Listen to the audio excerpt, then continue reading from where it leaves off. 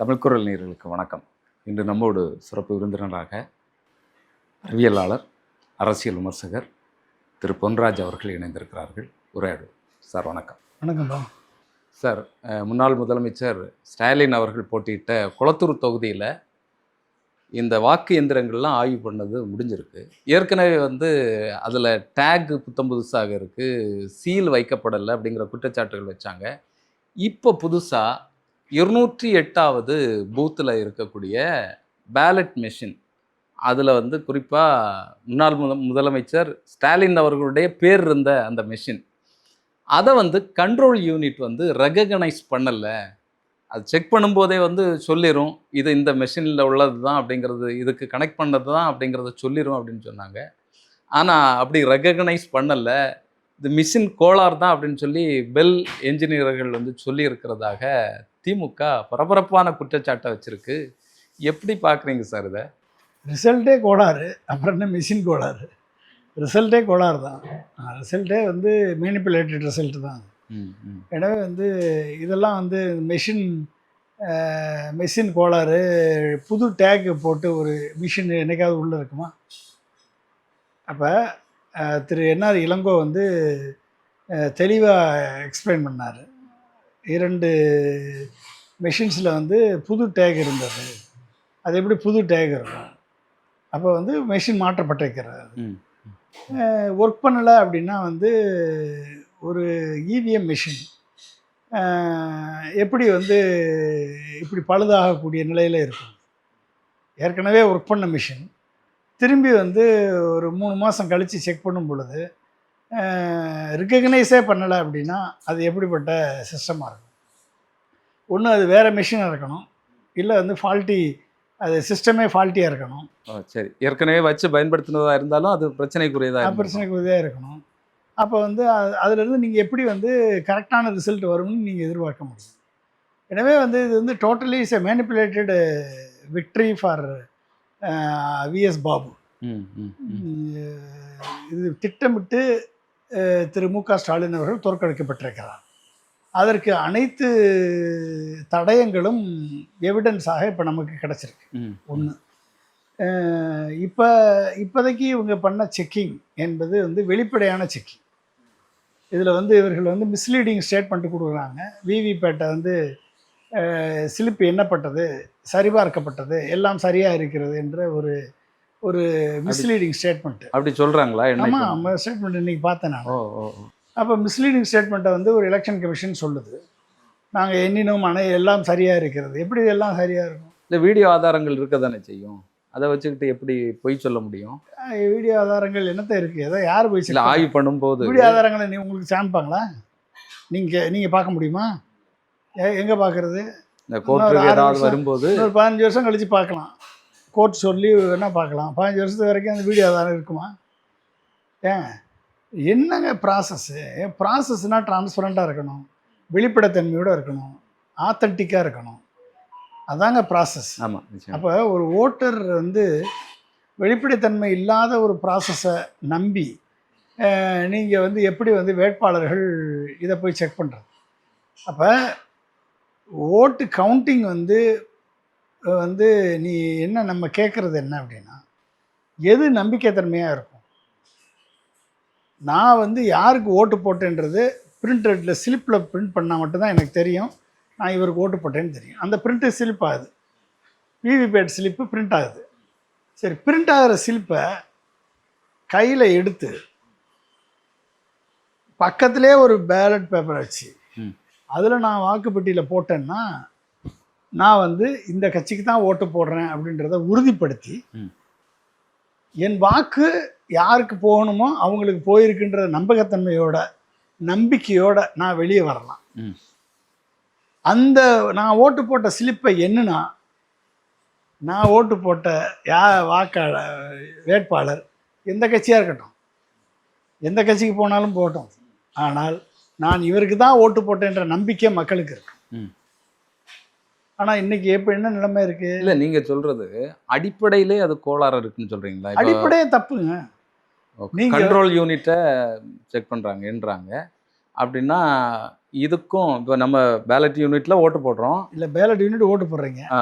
Ballot யூனிட்லேருந்து நேராக விவிபேட்டுக்கு போகுது, ஆ. விவிபேட்லேருந்து control யூனிட்டுக்கு போகுது. கண்ட்ரோல் யூனிட் தான் வந்து பெர்மிஷன் கொடுக்குது. ஒன்ஸ் கண்ட்ரோல் யூனிட் பெர்மிஷன் கொடுத்த உடனே பேலட் யூனிட்டுக்கு சிக்னல் போகுது, நீ வந்து பட்டன் அமுக்கலாம் அப்படின்னு. ஓகே. நீங்கள் பட்டன் அமுக்கின உடனே ஒரு எலக்ட்ரிக்கல் பல்ஸ் கிரியேட் ஆகும். அந்த பல்ஸ் வந்து எங்கே போகுதுன்னா விவிபேட்டுக்கு போகுது. விவிபேட்டுக்கு போன உடனே விவிபேட்டில் தான் சிம்பிள் லோட் பண்ணியிருக்காங்க. சிம்பிள் லோடிங் ப்ராசஸில் தான் நான் வந்து ஹேச்சிங்கே நடக்குதுன்னு நான் சொல்கிறேன். சிம்பிள் லோடிங் ப்ராசஸில் தான் நீங்கள் வெறும் சிம்பிளை மட்டும் லோட் பண்ணிங்கன்னா நீங்கள் எத்தனை ஓட்டு யாருக்கு போட்டிங்களோ அத்தனை ஓட்டு தான் பதிவாகும். ஆனால் இந்த சிம்பிள் தான் ஜெயிக்கணும், இந்த சிம்பிள் 35% வாக்கு வாங்கணும், இந்த சிம்பிள் விழுந்த ஓட்டை விட 8% வாக்கு கூட வாங்கணும், இந்த சிம்பிள் மற்ற சிம்பிளை விட ஒரு 10% வாக்கு கூட வாங்கணும் அப்படின்னு நீங்கள் ப்ரோக்ராம் பண்ணி உள்ள ஒரு பேட்டர்னை சொருகிட்டிங்கன்னா இவிஎம் கவுண்டிங் சிஸ்டத்தில் இருக்கக்கூடிய ஹேச்சிங் சாஃப்ட்வேர் டார்மெண்ட்டாக இருக்கும். எப்போ அந்த சிக்னல் வருதோ அப்போ அது என்ன சொல்லிச்சோ அதுபடி அது ஆக்ட் பண்ணும். கண்ட்ரோல் யூனிட் ஆக்ட் பண்ணி ரிசல்ட்டை கொடுத்துரும். அப்போ நீங்கள் ஓட்டு போட்ட ரிசல்ட் வராது. எப்படி மாற்றணும்னு சிம்பிள் லோடிங் டைமில் சொல்கிறோமோ அந்த சிம்பிள் தான் ஜெயிக்கும். இதுதாங்க ஹேச்சிங், இதுதாங்க ப்ராசஸ், இதுதான் வந்து ஏமாத்துகிற வேலை, இதுதான் ஃப்ராடு வேலைன்னு அர்த்தம். இந்த ஃப்ராடை செய்ய முடியும் இவிஎம்மில். ஓகே, இது யாருக்கும் தெரியாது, போலிங் ஆஃபீஸரால் கண்டுபிடிக்க முடியாது, அது கலெக்டராக இருந்தாலும் கண்டுபிடிக்க முடியாது. புரிஞ்சுக்கிங்களா?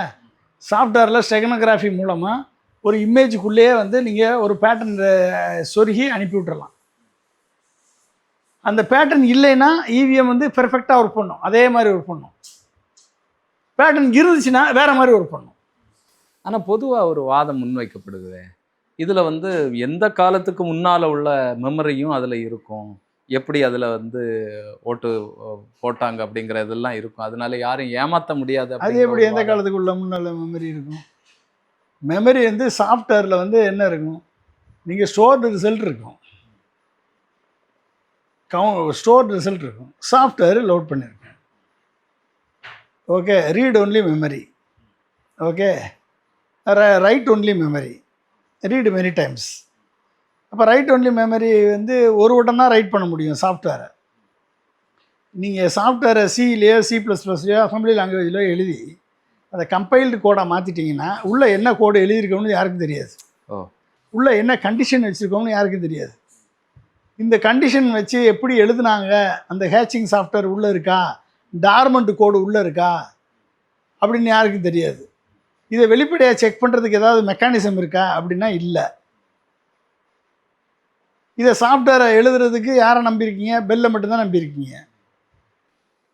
மாற்று நிறுவனத்தையோ மாற்று விஞ்ஞானிகளையோ கூப்பிட்டு ஆய்வு பண்ணுங்கன்னு சொன்னால், ஆமாம், ஆய்வு எப்படி பண்ண முடியும்? அது கம்பைல்டு கோடை எப்படி நீங்கள் கண்டுபிடிக்க முடியும்? உள்ளே என்ன எழுதியிருக்கான்னு உங்களுக்கு என்ன தெரியும்?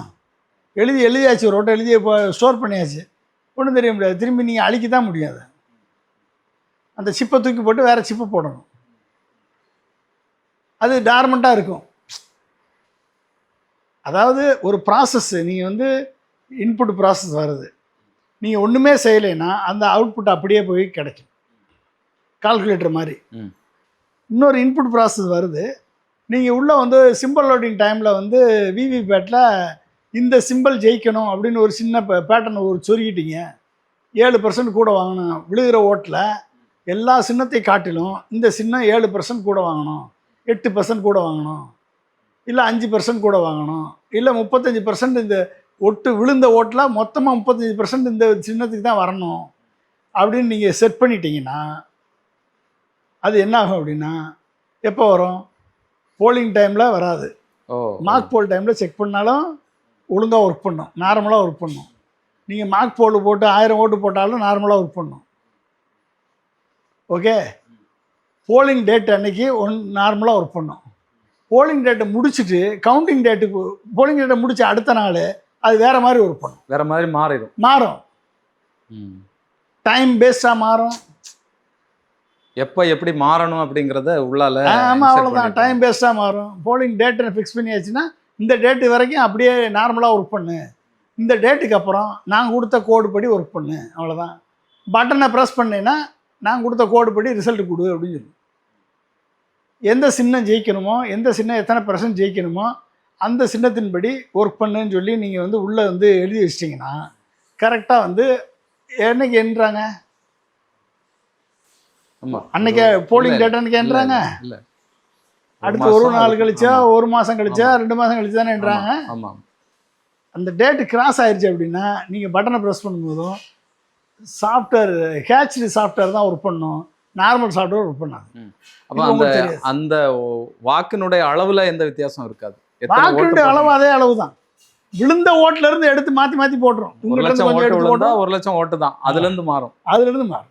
அதுலேருந்து எடுத்து இத்தனை பெர்சன்டேஜ் இந்த இந்த பெர்சன்டேஜ் ஓட்டை மாற்றி கொடுத்துரும். ஆனா இது எல்லாம் ஹியூமன் எரரு. இதெல்லாம் அது எப்படி human error? ஓட்டு போடும்போதே இந்த மெஷின்கள் வந்து ஃபால்ட் ஆகுறது இயல்பு தான். அது வந்து மிஷின் ஃபால்ட்டுங்க. அது ஓகே. ஓட்டு போடும்போதும் நீங்கள் வந்து மெஷின் வந்து எலக்ட்ரிக்கல் ஃபால்ட் இருக்கலாம், மெக்கானிக்கல் ஃபால்ட்டாக இருக்கலாம், இல்லை வந்து எலக்ட்ரிக்கல் ஃபால்ட் வரலாம், மெக்கானிக்கல் ஃபால்ட் வரலாம். அது எப்படி சாஃப்ட்வேர் ஃபால்ட் ஆகும்? எப்படி ரெகக்னைஸ் பண்ணாமல் போகும்? சிஸ்டம் ரெகக்னைஸ் பண்ணாமல் போச்சு அப்படின்னா நீ செக்கிங் டைம்லே தப்பாக இருக்கன்னு அர்த்தம். ஆமா. அப்போ லூஸாக மாட்டியிருக்கியா என்ன எல்லாத்தையும்? சிஸ்டம் எப்படி ரெகக்னைஸ் பண்ணாமல் போகும்? நீங்கள் வந்து ஒரு விவிபேட் மிஷினை கண்ட்ரோல் யூனிட் எப்படி ரெகக்னைஸ் பண்ணாமல் இருக்கும்? ஒரு பேலட் யூனிட்டை கண்ட்ரோல் யூனிட் எப்படி ரெகக்னைஸ் பண்ணாமல் இருக்கும்? அப்படின்னா சிஸ்டமே ஒர்க் பண்ணலன்னு அர்த்தம்ல, சிஸ்டம் கட் ஆயிடுச்சுன்னு அர்த்தம்ல, அந்த சைக்கிள் கட் ஆயிடுச்சுன்னு அர்த்தம்ல. ஆமா. ஆமா. அப்புறம் எப்படி நீங்கள் வந்து அதை சிஸ்டமான ஒத்துக்குங்க? இல்ல, இது மாதிரி தானே உங்களுக்கு வந்து அந்த கண்ட்ரோல் யூனிட்ல சீல் இல்லைன்னு சொன்னாங்க. அதாவது ஓட்டு போட்ட பிறகு வைக்கக்கூடிய ஒரு சீலு, திறந்து எண்ண பிறகு மறுபடியும் வைக்கக்கூடிய ஒரு சீல், அரக்கு சீல், அது இல்லைன்னு ஏற்கனவே பிரச்சனை வந்தது. ஆனால் இது ஓட்டு எண்ணும் போதே திமுகவினுடைய பிரதிநிதிகள் பார்த்துருப்பாங்களே, ஏஜென்ட்கள் பார்த்துருப்பாங்களே, அது எப்படி குளறுபடியா? பார்க்கணும்ல, எல்லாருமே அந்த அளவுக்கு விழிப்புணர்ச்சியோடு இருப்பாங்கன்னு யாருக்கு தெரியும்? ஓகே. நம்பிட்டு இருப்பாங்க அவ்வளோ எல்லாம் சரியா தான் நடக்கு அப்படிங்கிற மாதிரி நம்பிட்டு இருக்காங்க. ஏற்கனவே திமுக தான் வெற்றி பெறும் அப்படிங்கிற மாதிரி ஒரு எண்ணம் இருந்தது. அப்படிங்கிறதுனால கோட்டை விட்டுட்டாங்களா? நீங்கள் வந்து ஏதாவது ஒரு சின்ன ஒரு நம்பர் மாறிடுச்சுன்னு வச்சுக்கோங்களேன், அந்த நம்பரை வந்து நீங்கள் கண்டுபிடிக்க முடியலன்னா இதான் நம்பருன்னு சொல்லிட்டு டக்குன்னு போடான்னு சீரியல் நம்பர் மாறுறது. நீங்கள் என்ன தான் சீரியல் நம்பர் மாறுங்க, வெளியே என்ன வேணாலும் மாற்றுங்க, உள்ளுக்க சாஃப்ட்வேர் தானாக ஒர்க் பண்ணுங்க. புரியுது. உள்ளே நம்ம என்ன ஹேட்ச் பண்ணி வச்சுருக்கோமோ அந்த மாதிரி ஒர்க் பண்ணிட்டு போகுது சாஃப்ட்வேர். நீங்கள் வெளியே நீங்கள் சிசிடிவி போடுங்க, சிஆர்பிஎஃப் வீரர் இறக்குங்க, இராணுவத்தை இறக்குங்க, மிலிட்ரி இறக்குங்க, 24 மணி நேரம் கண்குத்தி பாம்பாக பார்த்துக்கிட்டே இருங்க, ஒரு பிரயோஜனமும் கிடையாது. இல்லை சார், இப்போ நான் கேட்குறது, இப்போ இந்த மெஷின்கள்லேயே இப்படி பண்ண முடிஞ்சா ஏன் எஸ்ஐஆரை கொண்டு வராங்க? எஸ்ஐஆரை கொண்டு வந்து இஸ்லாமியர்களுடைய வாக்குகளை நீக்குறாங்க, தலித்துகளுடைய வாக்குகள், பழங்குடியினோட வாக்குகளை வந்து பீகார், தமிழ்நாட்டிலையும் நிறைய நீக்கப்பட்டிருக்கு, குளத்தூர் தொகுதியிலேயே நீக்கப்பட்டிருக்கு அநேக வாக்குகள். அப்புறம் மெஷின்லேயே இப்படி பண்ண முடிஞ்சா ஏன் வாக்குகளை நீக்கணும் சார்? வாக்குகளை நீக்கினா தான் வந்து உங்களுக்கு வந்து கிரவுண்ட் லெவல் கன்சாலிடேஷன் நடக்காது, பெர்செப்ஷன் கிரியேட் ஆகணும். இப்போ நீங்கள் வந்து இந்த தொகுதியில் நீங்கள் சுயேட்சையாக நிற்கிறீங்க, உங்களை யாருமே மக்களுக்கு தெரியாது. நீங்கள் உங்களை வந்து இது இவிஎம் வச்சு ஜெயிக்க வச்சா மக்கள் நம்புவாங்களா? இல்லை, மக்கள் நம்புவாங்களா? நம்ப மாட்டாங்க. அப்போ நீங்கள் யாராக இருக்கணும்? பிரபல்யம் மாதிரி இருக்கணும், மக்களுக்கு தெரிஞ்சவராக இருக்கணும், இல்லை தெரிஞ்ச கட்சியாக இருக்கணும், இல்லை சினிமா நடிகர் கட்சியாக இருக்கணும்.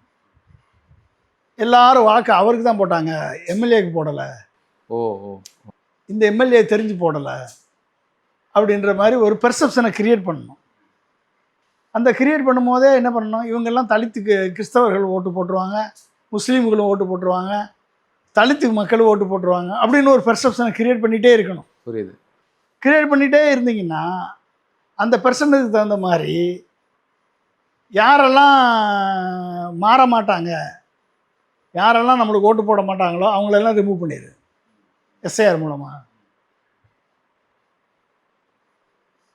ஜென்யூனாக வந்து இறந்தவர்கள், ஜென்யூனாக வீடு பெர்மனண்ட்டாக மாறி போனவர்கள், அவர்களை ரிமூவ் பண்ணால் பிரச்சனை இல்லை. ஆனால் ஒரே ஓட்டு 2 இடத்துல இருக்கக்கூடியவங்க எத்தனை பேர் இன்னும் இருக்க தான் செய்கிறாங்க. ஆமாம், இருக்க தான் செய்கிறாங்க. அப்போ என்ன எஸ்ஐஆர்? இப்போ என்னென்னா, எந்த கட்சி எலெக்ஷன் கமிஷனை கண்ட்ரோல் பண்ணதோ அந்த கட்சி மூலமாக கிரவுண்ட் லெவலில் இருக்கக்கூடிய சப்போர்ட் பேஸை காலி பண்ணும். முதல்ல பலமுனை தாக்குதல். ஒரு கட்சியினுடைய சப்போர்ட் பேஸை காலி பண்ணு. சப்போர்ட் பேஸை காலி பண்ணியாச்சுன்னா நீங்கள் என்ன பண்ணுவீங்க? ஐயோ எனக்கு ஓட்டு இருந்துச்சு, ஓட்டு போடலை, ஏன் ஓட்டு இல்லை, ஏன் ஓட்டு இல்லைன்னு ஒரு 100 பேர் பேசுகிறீங்கன்னு வச்சுக்கோங்க. அப்போ மக்கள் மனதில் என்ன ஆகும்? நம்மளாம் ஓட்டு போடலை, அதனால் ஜெயிக்கல, அதனால தோற்று போச்சு, அதனால ஜோத்து போச்சு அப்படின்னு உங்களை நம்ப வச்சிடலாமா ஃபஸ்ட்டு? ஆமாம். அது நீங்கள் ஓட்டு இல்லைன்னு சொன்ன உடனே நீங்கள் என்ன உடனே கொடி பிடிச்சி கோஷம் போட போகிறீங்களா? ஒன்றும் இல்லை. ஏன்னா உங்களுக்கு வாக்குரிமையை பற்றி உங்களுக்கு மதிப்பே இல்லை. வாக்குரிமை என்பது உங்கள் அடுத்த 5 ஆண்டு காலத்தை நிர்ணயிக்க போகக்கூடிய மிகப்பெரிய ஒரு ஆயுதம்.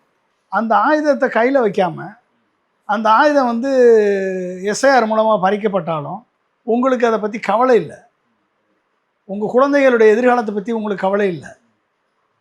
உங்கள் குழந்தைகளுடைய எதிர்காலம் அடுத்த 5 ஆண்டுகள் இந்த ஆட்சியினுடைய விளைவுகளினால் பாதிக்கப்பட போகுது என்பதை பற்றி கவலை உங்களுக்கு இல்லை. அப்போ எஸ்ஐஆரில் போனாலும் பரவாயில்ல, அப்டேஷன் பண்ணாலும் பரவாயில்ல என்ற மனநிலையில் இருக்கக்கூடிய மக்கள், பெரும்பான்மையான மக்கள் இருக்கும் பொழுது அவங்கள தூக்குறதுல என்ன இருக்குது? அக்கறை இல்லாமல் இருக்குது. இவனை அடித்தாலும் கேட்க மாட்டான்டா. ஒரு படத்துலலாம் வரும்ல, அண்ட் அடித்தா ஏன்னு கேட்க ஆள் இல்லாத அனாதை பயலன்னு சொல்லி ஒரு பரட்டைன்னு ஒரு இது 16 வயதிலே படத்தில் வரும். அப்படிப்பட்டவர்களாக இந்த வாயில்லா பூச்சிகளாக இருக்கக்கூடிய மக்களை தேர்தல் ஆணையம் நினைக்கிறதுனால என்ன வேணாலும் யாரை வேணாலும் நீக்கலாம், பெர்செப்ஷனை கிரியேட் பண்ணலாம். மக்கள் வந்து டிவி பார்த்து ஏமாறுற மக்கள், சோசியல் மீடியா பார்த்து ஏமாறுற மக்கள், அந்த மக்களை வந்து ஈஸியாக ஏமாற்றிட்டு போயிடலாம். ஏமாற்றிட்டு யாருக்கு நல்ல ஒரு கூட்டம் சேருது, அப்போ கூட்டம் தேவையெல்லாம் காசு கொடுத்து கூட்டுறானோ. நீங்கள் நல்லா பார்த்துருப்பீங்க, திருச்சிக்கு போனார் விஜய். எங்கே 7 மணி நேரம் தாமதமாச்சு ஏர்போர்ட்லேருந்து மரக்கடைக்கு போகிறதுக்கு. இப்போ 2வது திருச்சிக்கு போனார், வழியில் ஒருத்தர் இல்லை பார்க்குறதுக்கு ஆள். முதல்ல போனது விஜய், 2வது போனது முதல்வர் ஜோசப் விஜய். முதல்ல போன ஆக்டர் விஜய்க்கு கூட்டம் பயங்கரமாக இருந்துச்சு. பைக்கில் ஏகப்பட்டவர் ஊரெல்லாம் வந்தான், பின்னாலேயே வந்தான். ஆனால் முதல்வர் விஜய் ஜோசப் ஆன பிறகு ஒருத்தர் இல்லை பார்க்கறது கூட, ரோட்டில் வெறும் ரோட்டை பார்த்து கை காமிச்சிட்டு போனார். புரிஞ்சுக்கிட்டீங்களா? இப்போ புரிஞ்சுக்கிட்டீங்களா? அப்போ என்ன அர்த்தம்? இதெல்லாம் சேர்க்கப்பட்ட கூட்டம், பணம் கொடுத்து கூட்டி வரப்பட்ட கூட்டம். பணம் கொடுத்து பைக்கு 1000 பைக்கு கொண்டாடனா 1000 பைக்கு கூட வந்துடுவான்.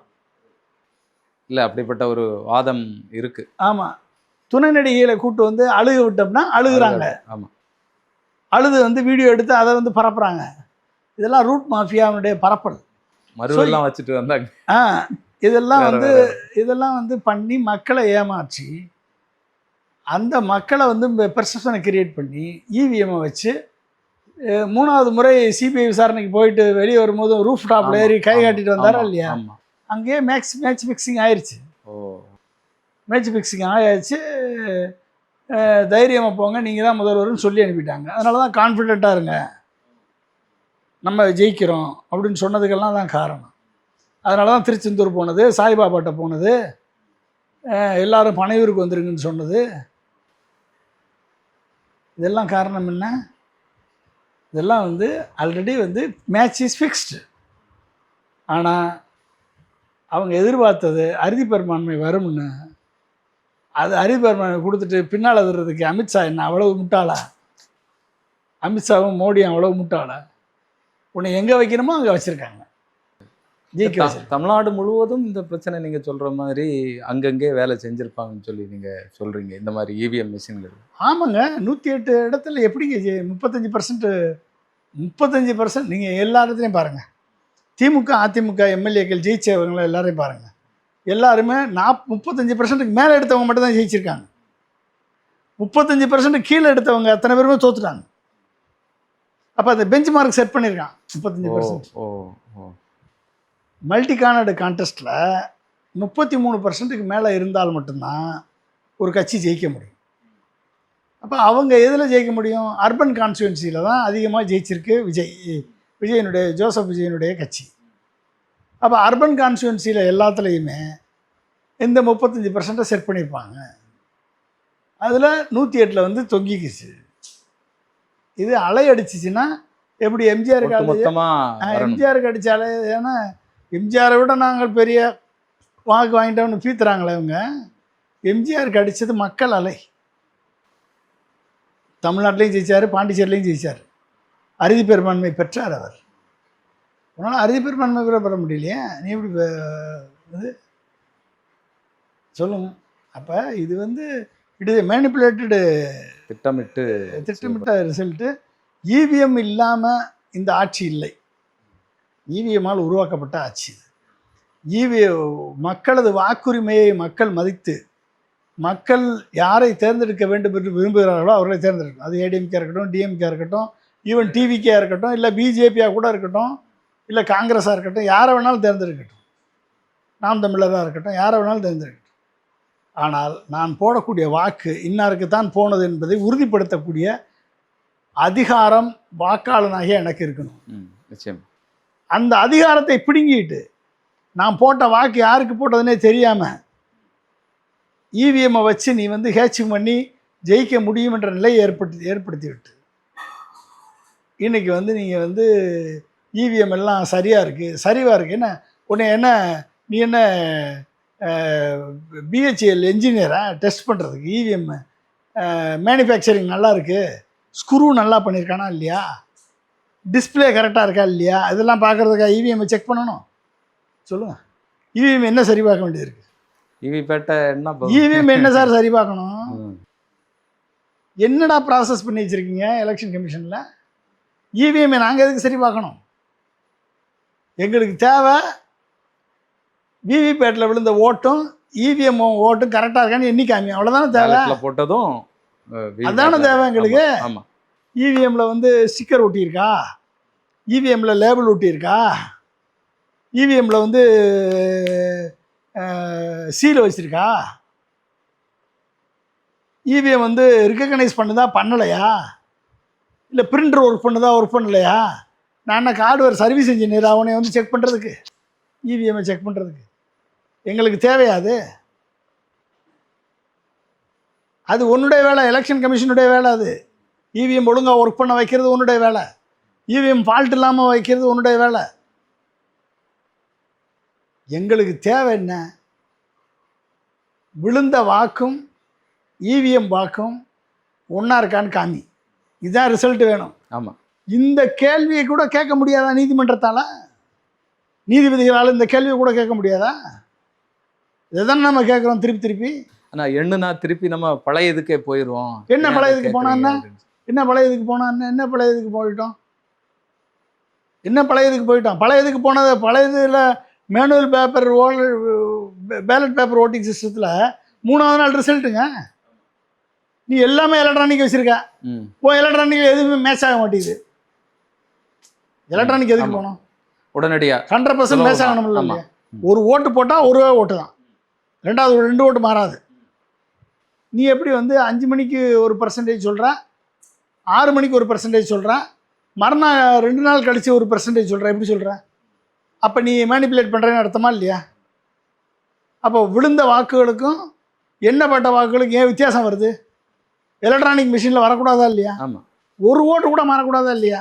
ஏன் வித்தியாசம் வருது? இதெல்லாம் நீதிமன்றம் கேட்காதா? இதெல்லாம் நீதிபதிகள் கண்டுக்கு தெரியாதா? பேலட் பேப்பர்னு என்னது? பேப்பரை வந்து நீளமாக இருக்கும், அதை 2ஆக மடிக்கணும், 4ஆக மடிக்கணும், 6ஆக மடிக்கணும், அப்புறம் போய் பெட்டியில் போடணும், அப்புறம் எடுக்கணும், 6 வட்டம் மடிப்பை பிரிக்கணும், திருப்பி போட்டு ஒவ்வொரு பேலட்டில் ஒவ்வொரு சீட்லேயே போடணும், அப்புறம் எண்ணணும். இப்போ இதில் என்ன இருக்குது? விவிபேட்டு சிங்கிள் ஸ்லிப்பு தான், டேரெக்டாக எடுத்தோன்னே எண்ண முடியும். ஆனால் எலெக்ஷன் கமிஷன் சிங்கிள் ஸ்லிப்ன்றதுக்கு 7 நாள் ஆகுன்றான். மேனுவல் பேலட் பேப்பர்ன்றதுக்கு 1 நாளில் எண்ணியிருக்காரு ஏற்கனவே டிஎன் சேஷன். ஆமாம் ஆமாம். நீ வந்து எலெக்ஷன் கமிஷன் சொல்கிறத நீதிபதிகள் நம்பினா நீதிபதிகளை என்னத்தை சொல்கிறது? நம்ம என்னங்க சொல்லுவீங்க? இப்போ நீதிபதிகள், இப்போ நம்ம நீதிபதிகளை கிரிட்டிசைஸ் பண்ண வேண்டிய சூழல் வருதா இல்லையா? காமன் சென்ஸ் இருக்கா இல்லையான்னு கேட்க வேண்டிய சூழல் வருதா இல்லையா? இந்த கேள்வி கூட இன்னைக்கு எலெக்ஷன் கமிஷனை கேட்க மாட்டியா? இப்போ எலெக்ஷன் கமிஷன் ஏற்கனவே ஆளுங்கட்சிக்கு அடிமையாக மாறிடுச்சுன்னு சொல்கிறோம். எலெக்ஷன் கமிஷன் செலெக்ஷன் லிஸ்ட்லேயே சுப்ரீம் கோர்ட் நீதிபதியை தூக்கிட்டாங்க. பெல்லில் இருக்கவன் எத்தனை பேரும் பிஜேபிக்காரன் டைரக்டரு. யார் எங்கெங்கே டிரான்ஸ்பரன்சி இருக்குது? நீங்கள் ஓட்டு போடுறது யாருக்கு டிரான்ஸ்பரன்சி இருக்குது? அப்போ இதில் போய் நீங்கள் எங்கே நியாயத்தை நீங்கள் கேட்பீங்க? நம்ம போய் எலெக்ஷன் கமிஷன் நீ வச்சுருக்க இவிஎம் வந்து கரெக்டான லொக்கேஷனில் வச்சுருக்கியா? ஏசிக்குள்ளே வச்சுருக்கியா? ஸ்க்ரூவெல்லாம் கரெக்டாக இருக்கா? இதெல்லாம் நம்மளுக்கு தேவையா? போட்ட வாக்குகள் வந்து பெட்டியில் விழுந்த வாக்கு, பெட்டியில் விழுந்த வாக்குகள் என்ன, போட்ட இவிஎம்ல இருக்க வாக்கு என்ன, ரெண்டையும் எண்ணி டேலி பண்ணி காமி. முடிஞ்சு போச்சா இல்லையா ரிசல்ட்டு? சின்ன வேலை தானே. இதை பண்ண மாட்டேன். நாங்கள் கழுத்து சுற்றிட்டு நான் ப்ராசஸ் செட் பண்ணுவேன், நீ போன உடனே நான் அமுக்கி காமிப்பேன் கவுண்ட்டு, அதே ரிசல்ட் வரும். அதே ரிசல்ட் தானே வரும், வேறு என்ன ரிசல்ட் வரும்? ஏற்கனவே நீ ஹேச் பண்ண சாஃப்ட்வேர்டா உள்ளே வச்சுருக்க, அதே ரிசல்ட் தான் வரும். அப்புறம் எரேஸ் பண்ணிட்டு திரும்பி போட்டேன்னா ஹேச் பண்ணாத சாஃப்ட்வேர் நார்மல் ரிசல்ட் தான் வரும். எல்லாமே பெர்ஃபெக்டாக இருக்குன்னு சொல்லிட்டு ஏமாத்துறதுக்காங்களா? இதைத்தானே நம்ம திருப்பி திருப்பி சொல்கிறோம். ஆமாம் ஆமாம். இப்போ யாரை ஏமாத்துறீங்க நீங்கள்? அல்டிமேட்டாக மக்கள்லாம் முட்டாள்களா? படித்தவங்க தமிழ்நாட்டில் கொஞ்சம் கல்வி அறிவு படித்த இளைஞர்கள் இருக்கான், மாணவர்கள் இருக்காங்க. கல்வி அறிவு பெற்ற மாநிலம் தமிழ்நாடு. இங்கேயே நீ வந்து இவ்வளவு தூரம் ஏமாத்துறீங்க அப்படின்னா நீங்கள் வடநாட்டில் என்ன பண்ணுவீங்க? மேற்கு வங்கத்தில் எரிஞ்சதே ஓட்டிங் மிஷின் எல்லாம், ஓட்டிங் மிஷினே எரிச்சிட்டு போயிட்டான். எப்படி இருக்கும்? தமிழ்நாட்டினுடைய நிலை இப்படி தான் போயிட்டுருக்கு. தொடர்ந்து பேசுவோம் சார். உங்களுடைய நேரத்திற்கும் கருத்திற்கும் நன்றி. மிக்க நன்றி. தேங்க்யூ.